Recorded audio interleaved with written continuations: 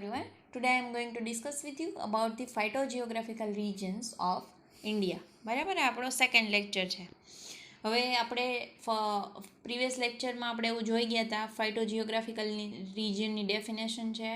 કેટલા ફાઇટોજિયોગ્રાફિકલ રિજન્સ છે? 9. અને એ જે 9 ફાઇટોજિયોગ્રાફિકલ રિજન્સ છે એમાંથી આપણે 4 છે એ જોઈ લીધા હતા. ફાઇટોજિયોગ્રાફિકલ રિજન છે તો એની ડેફિનેશન છે યુનિફોર્મ ક્લાઇમેટિક કન્ડિશન હોય અને એમાં રેકગ્નાઇઝેબલ ટાઈપ ઓફ વેજીટેશન હોય તો એને ફાઇટોજિયોગ્રાફિકલ રિજન્સ કહેવાય. એને ચેટર્જીએ 1962માં 9 પાર્ટમાં ડિવાઈડ કર્યા. હવે એ 9 પાર્ટ કયા છે? Western Himalayas, eastern Himalayas, Indus plain, Gangetic plain, central India, Deccan, western coast of Malabar, Assam and Andaman Nicobar. બરાબર, આવી રીતે એને 9 પાર્ટમાં ડિવાઈડ કર્યા. આખા ઇન્ડિયા છે, ઇન્ડિયાને 9 પાર્ટમાં ડિવાઈડ કરવું. એની જે વેજીટેશન છે, બરાબર, જે પ્લાન્ટ્સ છે, કેવા પ્લાન્ટ છે, કેવી ક્લાઇમેટિક કન્ડિશનમાં ગ્રો થાય છે, એના ઉપરથી ઇન્ડિયાને 9 પાર્ટમાં ડિવાઈડ કર્યું. એમાં આપણે વેસ્ટર્ન હિમાલયા જોઈ ગયા હતા. વેસ્ટર્ન હિમાલયા છે એ કન્ટ્રીનો નોર્ધન પાર્ટ છે અને એ શું કવર કરે? પંજાબ, થોડોક પાર્ટ પંજાબનો, નોર્થ કાશ્મીર અને સાઉથ કાશ્મીર, હિમાચલ પ્રદેશ, ગઢવાલ અને કુમાઉન, આ જે પાર્ટ છે એ કવર કરે. એની એન્યુઅલ રેઇનફોલ છે 100 to 200 સેન્ટીમીટર છે અને એન્યુઅલ સ્નોફોલ પણ ત્યાં જોવા મળે છે. એના પછી એની જે ફ્લોરિસ્ટિક ડાયવર્સિટી છે એ આપણે જોઈ હતી. ઈસ્ટર્ન હિમાલયા છે તો ઈસ્ટર્ન હિમાલયા છે એ સિક્કિમથી ચાલુ કરીને ઉપર Assam to upper Assam to Darjeeling સુધી ઈસ્ટર્ન હિમાલયા છે એને આપણે કવર કરીએ છીએ. એની જે વેજીટેશન છે એ વેસ્ટર્ન હિમાલયા કરતાં બિલકુલ અલગ છે. એવું શું કામે છે? કેમ કે એની જે ક્લાઇમેટિક કન્ડિશન છે એમાં ઘણા બધા ડિફરન્સ છે. કેવા ડિફરન્સ છે? તો કે જે ઈસ્ટર્ન રિજન છે હિમાલયાનો, ઈસ્ટર્ન રિજન છે એમાં મોન્સૂનમાં જે રેઇનફોલ છે એ બહુ હેવી છે. પ્લસ જે એનું એટમોસ્ફિયર છે એમાં હ્યુમિડિટી બહુ વધારે છે. ટેમ્પરેચર છે એ કમ્પેરેટિવલી હાઈ છે વેસ્ટર્ન હિમાલયા કરતાં અને સ્નોફોલ છે એ ઓછું છે. એના લીધે આની જે વેજીટેશન છે એ આનું જે વેસ્ટર્ન હિમાલયા સાથે કમ્પેર કરીએ તો કમ્પેરેટિવલી જે બેયની વેજીટેશન છે એમાં ઘણો બધો ડિફરન્સ છે. અને આ જે ઈસ્ટર્ન હિમાલયા છે એ ગેટવે છે ફ્લોરાનો. ક્યાંથી? જે બર્માથી, ચાઇનાથી, ભૂતાનથી, જાપાનથી જે કોઈ ફ્લોરા આવે, બરાબર, પ્લાન્ટ્સ છે એ માઇગ્રેટ થાય તો આ જે ઈસ્ટર્ન હિમાલયા છે એ ત્યાંનો ગેટવે છે. એની જે ફ્લોરિસ્ટિક ડાયવર્સિટી છે એ આપણે જોઈ હતી. અને અહીંયા ટોલેસ્ટ ટ્રી છે ઇન્ડિયાના એ ગ્રો થાય છે, પ્લસ ફર્ન ગ્રો થાય છે અને ઓર્કિડ્સ છે એ ગ્રો થાય છે. એના પછી આપણે જોયું હતું ઇન્ડસ પ્લેન. ઇન્ડસ પ્લેન છે એ ડેઝર્ટ પાર્ટ છે ઇન્ડિયાનો, એ ઇન્ક્લુડ કરે.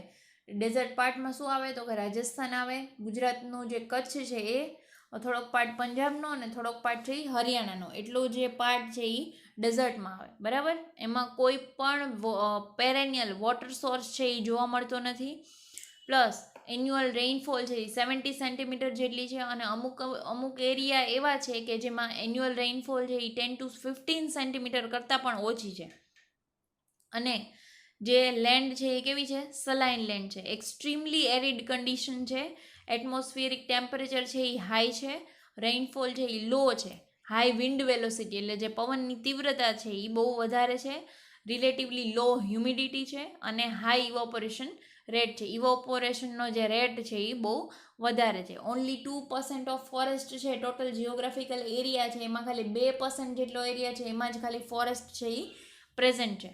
અને આનું જે હિસ્ટોરિક એવિડન્સ છે એવું કહે છે કે અહીંયા ઘણા બધા વર્ષો પહેલાં 2000 યર એગો અહીંયા બહુ સારું એવું ફોરેસ્ટ છે એ ડેવલપ થયેલું હતું. પણ ધીમે ધીમે એન્થ્રોપોજેનિક એક્ટિવિટી કે નેચરલ એક્ટિવિટીના લીધે એ ડેઝર્ટ છે એ આજે સલાઇન એરિયા ડેઝર્ટ જે ફોરેસ્ટ છે એ આજે ડેઝર્ટમાં કન્વર્ટ થઈ ગયેલું છે. એની આપણે ફ્લોરિસ્ટિક ડાયવર્સિટી જોઈ હતી કે જે ઝીઝીપસ છે, એકેશિયા છે, એવા જે પ્લાન્ટ છે એમાં ગ્રો થાય છે. એના પછી છે ગેંગેટિક પ્લેન. ગેંગેટિક પ્લેન છે એ રિચેસ્ટ વેજીટેશનલ ઝોન છે ઇન્ડિયાનો. યુપી, બિહાર, આખું યુપી, બરાબર, બિહાર થોડોક પાર્ટ છે એ દિલ્હીનો અને વેસ્ટ બેંગાલ એને ઇન્ક્લુડ કરે. એન્યુઅલ રેઇનફોલ છે એ 50 to 150 સેન્ટીમીટર છે. મોટો જે આ જે એરિયા છે એનો મોટો પાર્ટ છે એ કલ્ટિવેટેડ લેન્ડ છે, એટલે એગ્રીકલ્ચર લેન્ડ છે. અને એમાં જે એગ્રીકલ્ચર લેન્ડ છે, એગ્રીકલ્ચર લેન્ડમાં વીટ, બાર્લી, મેઇઝ, બાજરા, પછી ફેસલસ, કંજનસ, સીસમ અને સાઇસર એરિટિયમ, બ્રાસિકા એવા બધા જે નોર્મલ ઇન્ડિયાના જે કોમન ક્રોપ પ્લાન્ટ છે એ ગ્રો કરવામાં આવે છે. ફ્લોરિસ્ટિક ડાયવર્સિટી છે એમાં આપણે નોર્મલ જે ટ્રીઝ જોયા હતા એ ટ્રીઝ હતા, પ્લસ જે આ કલ્ટિવેટેડ લેન્ડમાં ક્રોપ પ્લાન્ટ છે એ ક્રોપ પ્લાન્ટ્સ હતા, અને મેનગ્રુવની અમુક સ્પીસીસ છે એ સારી જોવા મળે છે. સુંદરવન જે એરિયા છે એમાં મેનગ્રુવ્સ છે એ બહુ સારા એવા ગ્રો થાય છે. એના પછી છે સેન્ટ્રલ ઇન્ડિયા. સેન્ટ્રલ ઇન્ડિયા છે એ મધ્યપ્રદેશ, પાર્ટ ઓફ ઓરિસ્સા, ગુજરાત અને વિંધ્ય છે એને કવર કરે. અને આ જે એરિયા છે એ કેવો એરિયા છે? હિલી એરિયા છે. એવરેજ રેઇનફોલ પર એન્યુમ મે બી 100 to 170 સેન્ટીમીટર, બરાબર. આખા વર્ષ દરમિયાન જે રેઇનફોલ છે એ 100 to 170 સેન્ટીમીટર જેટલી છે. Some places are at the altitude of 500 to 700 meter from sea level. ઘણી બધી પ્લેસીસ એવી છે કે જ્યાં 500 to 700 મીટર જેટલું હાઇટ છે, બરાબર, સી લેવલથી. અને બાયોટિક ડિસ્ટર્બન્સ છે એ આ એરિયામાં બહુ વધારે છે. એના લીધે જે ફોરેસ્ટ છે એ થોરની છે. અને આનું જે એન્ટાયર વેજીટેશન છે, એન્ટાયર ફોરેસ્ટ છે એને 3 પાર્ટમાં ડિવાઈડ કર્યું છે: sal forest, mix deciduous forest and thorny forest. Sal છે એ એક ટાઈપનું ટ્રી છે, સાલના ફોરેસ્ટ છે, મિક્સ ડેસિડ્યુઅસ ફોરેસ્ટ છે અને થોર્ની ફોરેસ્ટ છે. હવે આ સેન્ટ્રલ એરિયા છે એની ફ્લોરિસ્ટિક ડાયવર્સિટીમાં મોસ્ટલી ટીક થાય, બરાબર, જેને આપણે શું કહીએ? સાગ, ટેક્ટોના ગ્રેન્ડિસ છે, સાલ, સોરિયા, રેબ્યુસ્ટા. અને આ જે સાગ અને સાલ એ છે એ બહુ કોમન વેજીટેશન છે, બરાબર, આ એરિયામાં. અધર ટ્રીઝ લાઈક ટર્મિનલિયા ટોમેન્ટોસા, બોહાનિયા, મેંગો, ફિકસ એવી બધી જે સ્પીસીસ છે એ બહુ સારી એવી જોવા મળે. એના પછી જે કોમન શ્રબ છે, માઇમોસા, એકેશિયા, ઝીઝીપસ, એના બધા જે કોમન શ્રબ છે એ પણ જોવા મળે છે. હવે આ જે પાર્ટ છે એ સેન્ટ્રલ ઇન્ડિયામાં આવે. મધ્યપ્રદેશ છે, છત્તીસગઢ છે, થોડોક પાર્ટ છે એ ગુજરાતનો, થોડોક પાર્ટ છે એ આ જે ઉપરનો પાર્ટ છે, બરાબર, આટલો પાર્ટ છે એ કેમાં આવે? સેન્ટ્રલ ઇન્ડિયામાં. અને આ પાર્ટ છે એ કેવો છે? હિલી છે. 6th one is Deccan. This zone covers major portion of Maharashtra, Madhya Pradesh, Karnataka, Tamil Nadu, Andhra Pradesh, Orissa and Bihar. Deccan છે એ કોને કવર કરે? મહારાષ્ટ્રનો મેજર પોર્શન, મધ્યપ્રદેશનો થોડોક પોર્શન, કર્ણાટકા, તમિલનાડુ, આંધ્રપ્રદેશ, ઓરિસ્સા અને બિહાર. હવે એની જે એવરેજ રેઇનફોલ છે, એવરેજ રેઇનફોલ કેટલી છે? 100 centimetre. It covers by deciduous forest, thorn forest and scrubland, બરાબર. આ જે એરિયા છે એ ડેસિડ્યુઅસ ફોરેસ્ટથી કવર થયેલું છે. થોર્ન ફોરેસ્ટ એટલે ડિપેન્ડ કરે કે કેવી કન્ડિશન છે, બરાબર. બહુ મોટો એરિયા છે એટલે બધામાં એકસરખી કન્ડિશન ન હોય. તો આના જે ફોરેસ્ટ છે એ પણ 3 ટાઈપમાં ડિવાઈડ કર્યા છે: ડેસિડ્યુઅસ ફોરેસ્ટ, થોર્ન ફોરેસ્ટ અને scrubland. Evergreen forest are confined to certain pockets of eastern Ghat. Plus આમાં એવરગ્રીન ફોરેસ્ટ પણ છે, પણ એવરગ્રીન ફોરેસ્ટ છે એ અમુક જે પોકેટ છે એ પોકેટમાં, એટલે અમુક સ્પેસિફિક પેચીસ હોય, એ પેચીસમાં ત્યાં એવરગ્રીન ફોરેસ્ટ પણ જોવા મળતા હોય. ડેસિડ્યુઅસ ફોરેસ્ટ આર ડોમિનેટેડ બાય સાલ એન્ડ ટીક. ડેસિડ્યુઅસ ફોરેસ્ટ છે એમાં આપણે એવું કીધું કે સાગ અને સાલના જે ટ્રીઝ છે એ બહુ કોમન છે. Thorn forest R dominated by એકેસિયા અને એલ્બિઝિયા. જે થોર્ન ફોરેસ્ટ છે, બરાબર, જે કાંટાળી વનસ્પતિ છે એના જે ફોરેસ્ટ છે એવા ફોરેસ્ટ છે એ એકેસિયા અને એલ્બિઝિયા છે એ બહુ કોમન ફોરેસ્ટ છે. 2500 species of vascular plants which are 4% endemic. આ જે ડેક્કન છે ને એ ડેક્કનમાં 2000 જેટલી વાસ્ક્યુલર પ્લાન્ટની સ્પીસીસ છે, બરાબર. અને એ જે પ્લાન્ટની સ્પીસીસ છે એ એમાંથી 4% સ્પીસીસ આર એન્ડેમિક, એટલે 4% એવી સ્પીસીસ છે કે જે ખાલી ઇન્ડિયામાં જ જોવા મળે છે, બીજે ક્યાંય નથી જોવા મળતી. એટલે 2500 સ્પીસીસમાંથી 4% સ્પીસીસ જે છે એ કેવી છે? એન્ડેમિક છે. હવે આ જે પાર્ટ છે, બરાબર, આ કેમાં છે? આ કેમાં ઇન્ક્લુડ થાય? ડેક્કનમાં, બરાબર. આપણે એવું કીધું કે મહારાષ્ટ્રનો પાર્ટ, આંધ્રપ્રદેશ, તમિલનાડુ, કર્ણાટકા એ બધો જે પાર્ટ છે એ કેમાં આવે? ડેક્કનમાં.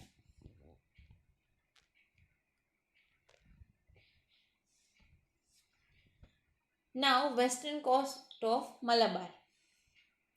This is small provinces of covering Cape of Comorin to Gujarat and Western Ghat.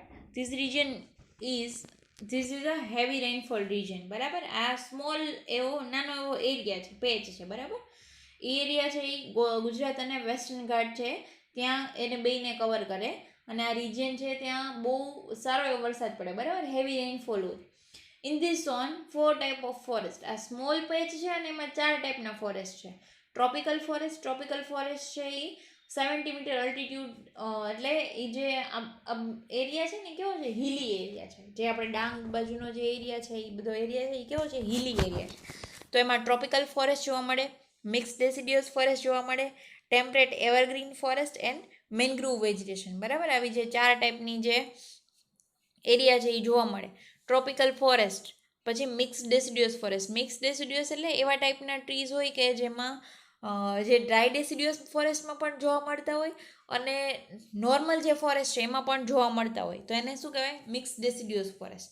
Temperate evergreen forest એટલે એવરગ્રીન ફોરેસ્ટ છે, એવરગ્રીન ફોરેસ્ટ પણ એમાં જોવા મળે છે, અને મેનગ્રુવ્સ પણ જોવા મળે છે.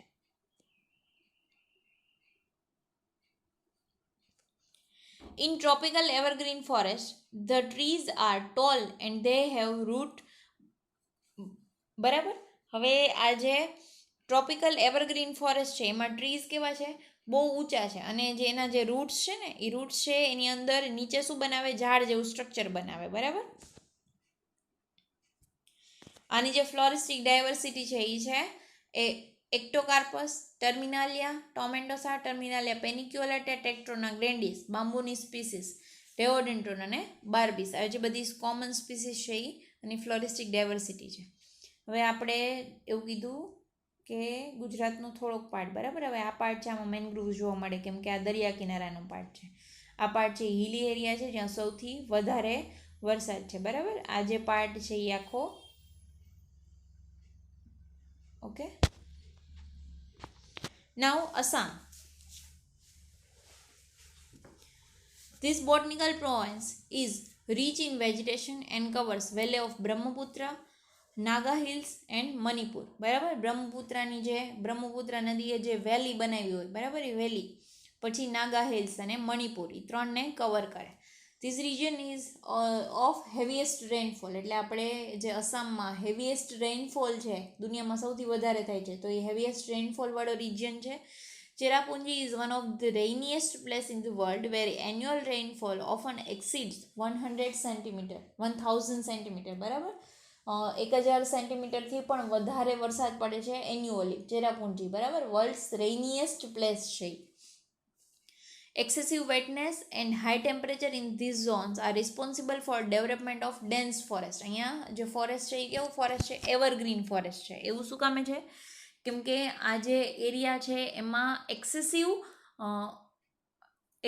હ્યુમિડિટી છે, એટલે બહુ વધારે ભેજવાળું વાતાવરણ હોય, અને ટેમ્પરેચર છે એ બહુ હાઈ છે, અને આ એટલા માટે આ જે આખો ઝોન છે એ ઝોન છે એમાં ડેન્સ ફોરેસ્ટમાં કન્વર્ટ થયેલો છે.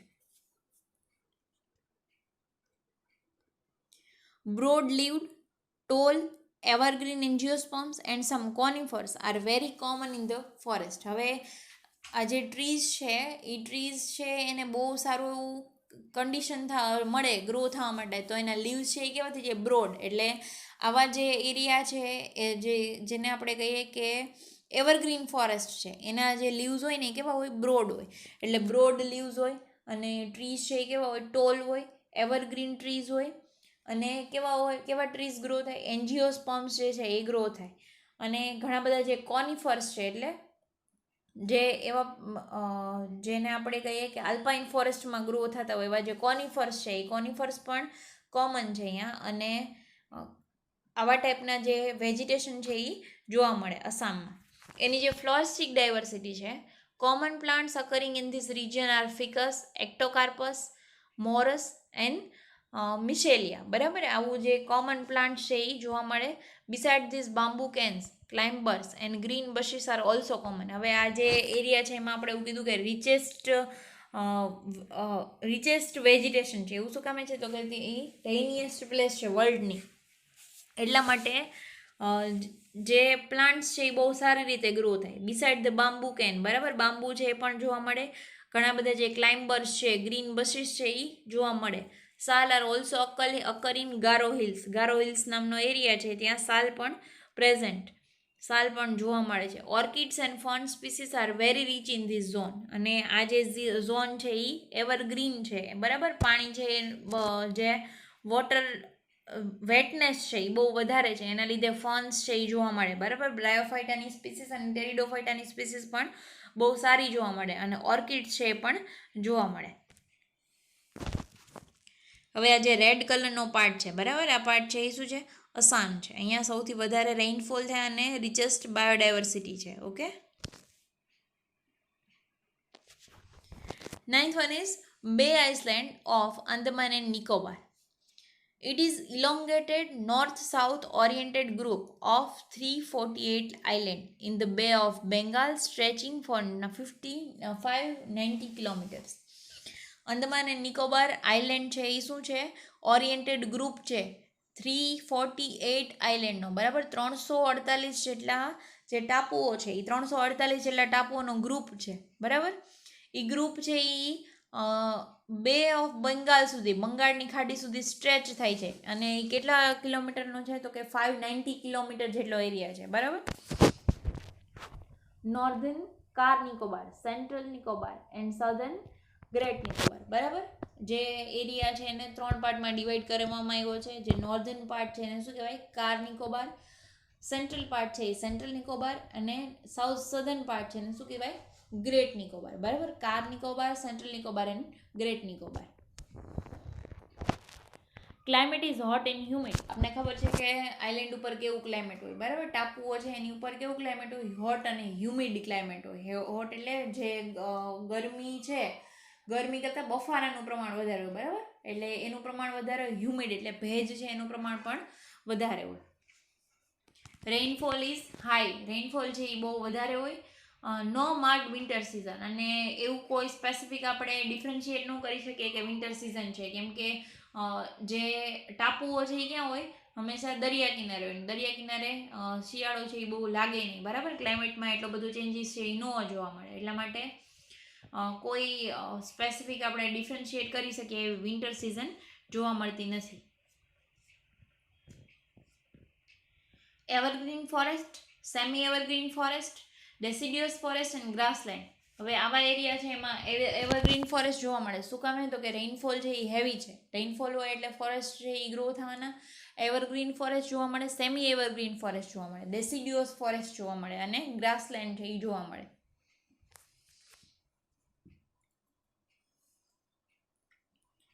The zone is measured genetic emporium of several plant resources of great economic potential. હવે આ ઝોન છે એ ઝોનમાં અમુક એવા સ્પેસિફિક પ્લાન્ટ થાય છે એ સ્પેસિફિક આ ઝોનમાં જ થાય. તો એ ઝોન છે એમાં અમુક પ્લાન્ટ એવા છે કે જેની ઇકોનોમિક ઇમ્પોર્ટન્ટ છે એ બહુ વધારે છે. એટલે ઇકોનોમિકલી બહુ વધારે એની જે કોસ્ટ હોય એ હાઈ હોય. એટલા માટે ઇકોનોમિક છે એ અમુક જે પ્લાન્ટ છે એ બહુ વધારે છે. અને મેડિસિનલ પ્લાન્ટ છે એ બહુ ઓછા આમાં ગ્રો થાય. મેડિસિનલ પ્લાન્ટની જે સ્પીસીસ છે એ બહુ ઓછી જોવા મળે. Now floristic diversity, wild relative tropical crops. હવે ત્યાં ક્રોપ્સ પણ જોવા મળે like Mangifera, Piper, Musa, Areca, Myristica, elliptica, બરાબર. આવા જે કોમન ક્રોપ પ્લાન્ટ છે એ જોવા મળે. પ્લસ મલ્ટીપર્પઝ સ્પીસીસ લાઈક કેલેમસ, રાઇઝોફોરા, વેનિલાલા, નાઇફા, બરાબર. આવી જે નોર્મલ સ્પીસીસ છે એ જે કોમન સ્પીસીસ છે એ ત્યાં જોવા મળે. અને ક્રોપ પ્લાન્ટ છે એ પણ જોવા મળે છે. હવે આપણે એવું કીધું કે 380 જેટલા આઇલેન્ડ છે એનું ગ્રુપ છે, બરાબર. અને સ્ટ્રેચ કરીને ક્યાં સુધી આવે? બે ઓફ બંગાળ. આ જે આ પાર્ટ છે, આ શું છે, બંગાળની ખાડી, બરાબર, આ બે ઓફ બેંગાલ, આ બંગાળની ખાડી છે એ ત્યાં સુધી 590 કિલોમીટર જેટલો એરિયા છે એ સ્ટ્રેચ થાય, અને આ જે પાર્ટ છે એ શું છે, Andaman and Nicobar. Okay, so there are 9 phytogeographical regions of India, અને એ 9 રિજિયનના જે ફ્લોરા છે એ ફ્લોરા યાદ રાખવાના છે. ફ્લોરામાંથી જે અમુક એરિયા છે એમાં સ્પેસિફિક જે અલગ પડતા હોય એવા ફ્લોરા યાદ રાખવાના, એની એન્યુઅલ રેઇનફોલ છે યાદ રાખવાની, એની જે સ્પેસિફિક કેરેક્ટરિસ્ટિક છે કે જેને લીધે એની ક્લાઇમેટિક કન્ડિશન એવી છે, ક્લાઇમેટિક કન્ડિશન છે એ બધી. ઓકે, તો આપણે અહીંયા જે આપણે 9 ફાઇટોજિયોગ્રાફિકલ રિજિયન્સ છે એ રિજિયન આપણે અહીંયા કમ્પ્લીટ કરીએ છીએ.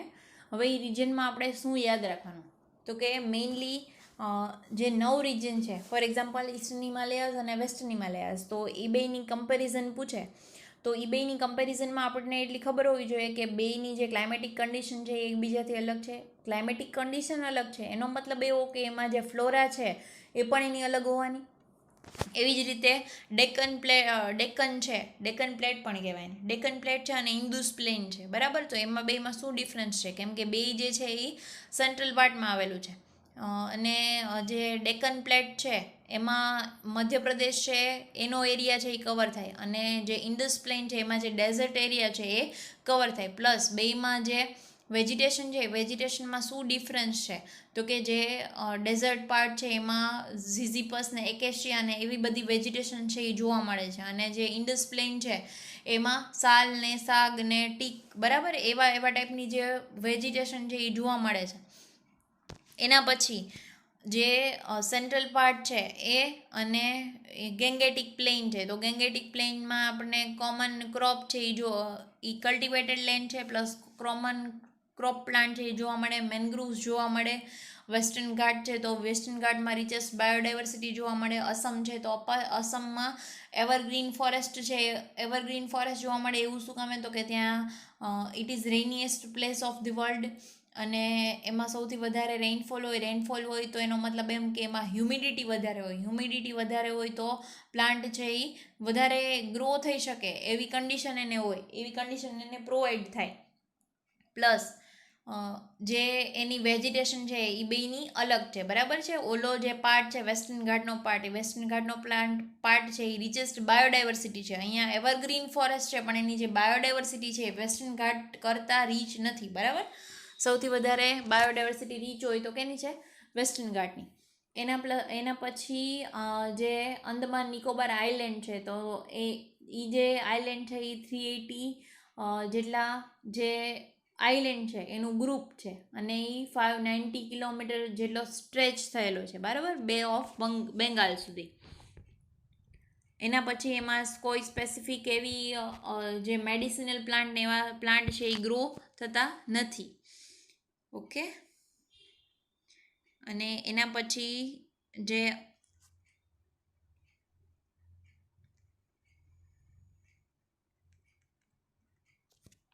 એના પછીનો જે પાર્ટ છે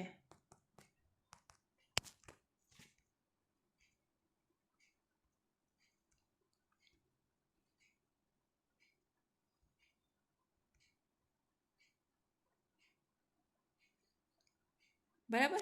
એટલે હવે આપણે બધાની જે વેજીટેશન છે બધી જગ્યાનું એન્યુઅલ રેઇનફોલ અને એ બધી જગ્યાની ક્લાઇમેટિક કન્ડિશન છે, ક્લાઇમેટિક કન્ડિશન ઉપરથી તમને ફ્લોરા યાદ રહી જશે, બરાબર. એ ફ્લોરા છે એ સ્પેસિફિક મેઇનલી આપણને 3 કે 4 પ્લાન્ટના નામ આવડે તો ચાલે. પછી એમાં મેનગ્રુવ્સ હોય, ઓર્કિડ હોય, તો એમાંથી એક સ્પીસીસના નામ છે એ તમારે કરી લેવાના છે. ઓકે, તો હવે આપણે અહીંયા